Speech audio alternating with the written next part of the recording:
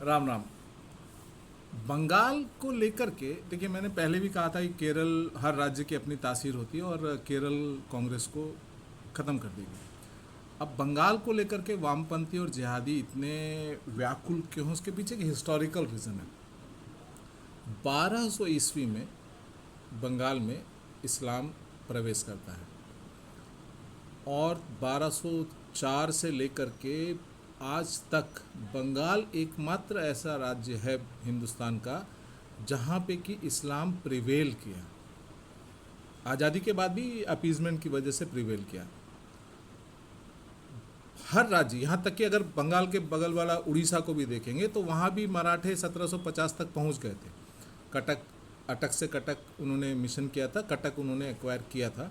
कटक में 1803 तक, जब तक वहाँ पे अंग्रेज़ नहीं आ गए तब तक मराठों का शासन था। दिल्ली तो खैर पेंशन पे थी मराठों की।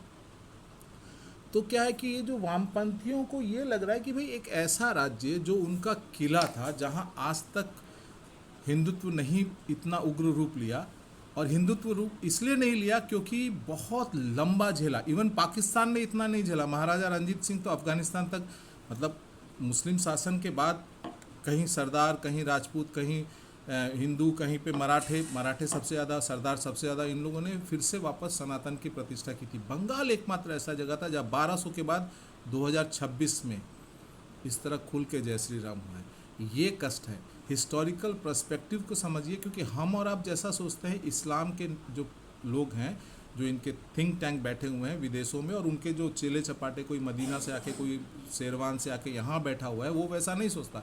हिंदू बहुत सिंपल जाति होती है, कोई नहीं आपको बताएगा। वो लोग ये सोचते हैं कि भाई 1200 से हमारा कब्जा था, अब वो भी टूट गया। सबसे लंबा कब्जा अगर हिंदुस्तान में किसी का था, भले ही दिल्ली सल्तनत का नहीं थे, वहाँ पे अपने कुछ कुछ शासक हुए, बट था इस्लाम का ही, जो अब टूटा है।